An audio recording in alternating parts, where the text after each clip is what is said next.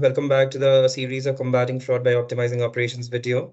This is the last video in this series, and thank you for staying tuned with both of us in terms of the engagement as well as like going through these videos with us. So far, we have discussed about the different kind of frauds that we have seen, as well as what are the different impacts, as well as how enterprises are combating with these fraud areas. And we also did see like what are the tentative framework, which is called AIM, for to combat fraud, and how do we go about selecting a different kind of service provider, as well as today we are going to discuss more on the AIM framework, as well as what are the kind of right technologies that to be invested in future to combat fraud. Now, before we go into selecting the right tech, right investment, we briefly touched on these questions that would help you to understand the overall business impact, as well as the capability requirement to combat these frauds. That would have brought us to the assessment of these questions, would have brought us to the framework called AIM. And this matrix that will help you to understand where exactly you need to place yourself, as well as understand what is the next steps to combat these areas. As you can see, there's a 2 by 2 grid, and we have placed across 4 quadrants: accelerate, focus, investigate, and optimize. Depending on the overall business impact of the fraud overall and the capability requirement, you can place your requirement as well as the investment that is required for these kind of frauds on this grid. The first grid we talk about is accelerate. This is a kind of fraud which you will see, which will have a high business impact, but at the same time the requirement will also be very high. And these are the areas which will be sort of a new emerging area, but at the same time which is something which will be seeing on the high volume, as well as impacting the overall business. Such kind of frauds could be your business email being compromised, as well as your e-commerce fraud that is taking place. So to combat these areas, you need to implement the right AI ML solution, prescriptive analytics as well.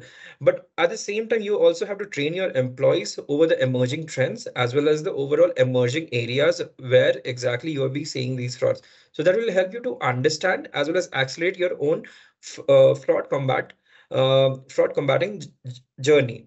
Second quadrant that I would like to focus on is focus itself. So over here, you will see the high severity, which will be high severity in the business impact. And these are the areas which are already existing, but sort of which have started to increase in high volumes, or as well as the overall cost of management goes high. Because of that, you need to focus on these areas as well. Now, the kind of frauds which we see in this area is basically somewhat like digital wallet compromise or your banking details being compromised. And but what it is also the area which does not require a lot of requirement of capability and low investment. So your regular RPA analytics as well as your IPA based solutions would be able to help you to combat these kinds of frauds. So these are the 2 areas where you will see your overall business impact being the high case. Now, the third and the fourth category would be discussed by my colleague Abhilasha. Sure. Thank you, Subha, for giving a very nice view around how to combat the fraud for the type of frauds which have higher business impact. Now, let's uncover how to combat the fraud where the business impact is probably on the lower side.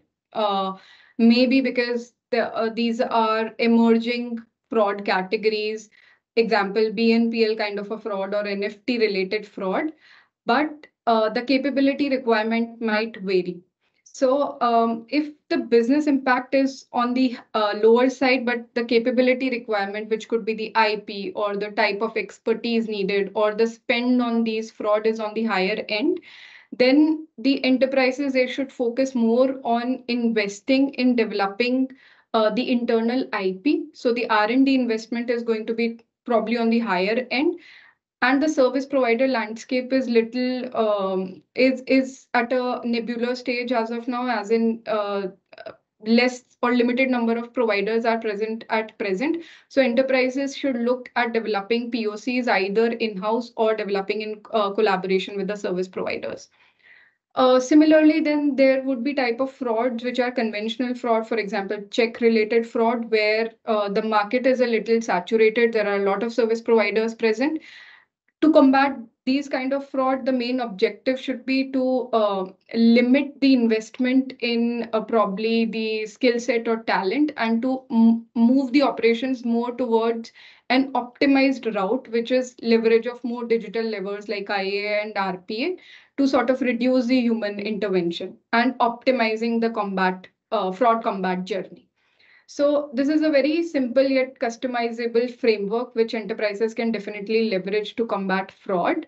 If you have any query regarding how to map the type of fraud in these quadrants, please feel free to either message us or drop in your comments. This is the last video that we had in this series for you.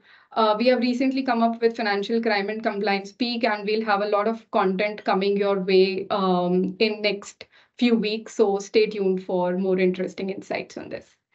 Thank you so much for your time. Thank you all.